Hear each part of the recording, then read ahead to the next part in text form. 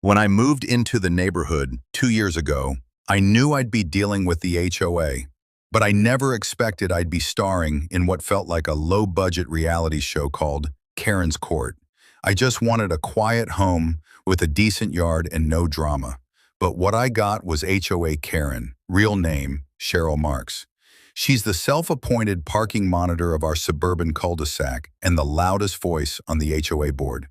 And apparently, she thought my legally parked car was a personal threat to her kingdom. It started harmless enough. I drive a gray SUV and usually park in my driveway. But one week, we were having our garage refinished. So I parked on the curb in front of my house. Nothing illegal, no blocked hydrants or driveways, just a car parked where cars are supposed to go. But Cheryl Karen Marks didn't see it that way. The first morning, I found a passive-aggressive note on my windshield written in fancy cursive. Please be mindful of neighborhood aesthetics. Street parking is discouraged by HOA, signed, Neighborhood Compliance Team. I chuckled and tossed it. I checked the HOA guidelines, and of course, street parking was completely allowed unless it blocked traffic or fire access, which mine didn't. That should have been the end of it, but for Karen, it was just the beginning. The next day, I caught her standing in front of my car taking pictures with her phone. I stepped outside with my coffee. Morning, I said, cheerful but sharp. She spun around. You can't keep parking there. It violates the spirit of the community. Spirit's not legally binding, I replied, smiling. This is public parking. She huffed and stormed off. I figured that would be it, until the following week, when things took a turn for the absurd. It was a sunny Tuesday afternoon. I had just returned from the store and was unloading groceries.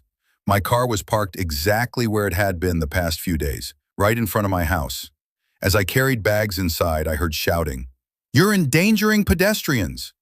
I looked up to see Karen storming down the sidewalk with her phone in one hand and a clipboard in the other. Her chihuahua barked frantically from the leash. "I'm parked legally, Karen," I called out.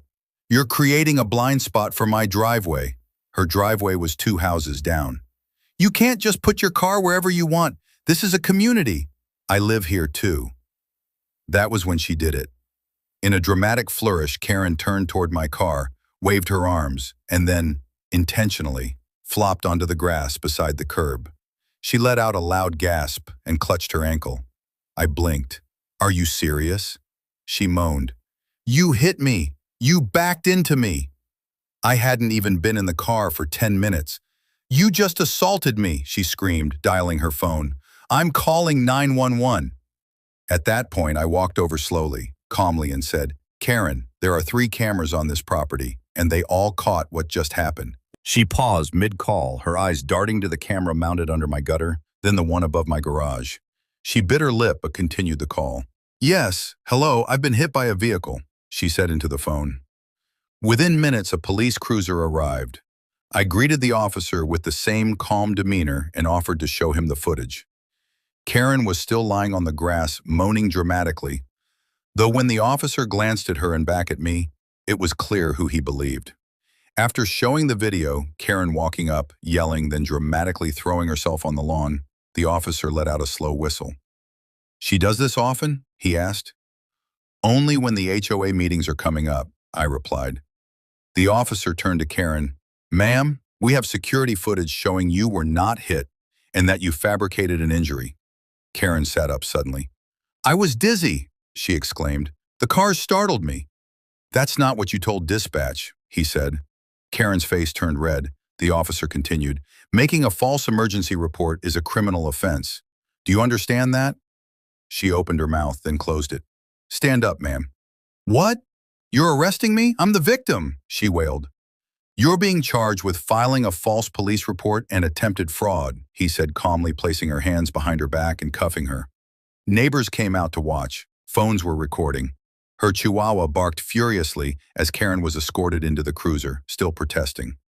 I stood at the curb, groceries in hand, watching as the police car pulled away.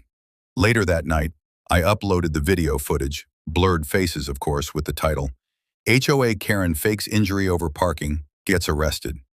It racked up 100,000 views in 24 hours. Comments poured in. "This is peak HOA entitlement.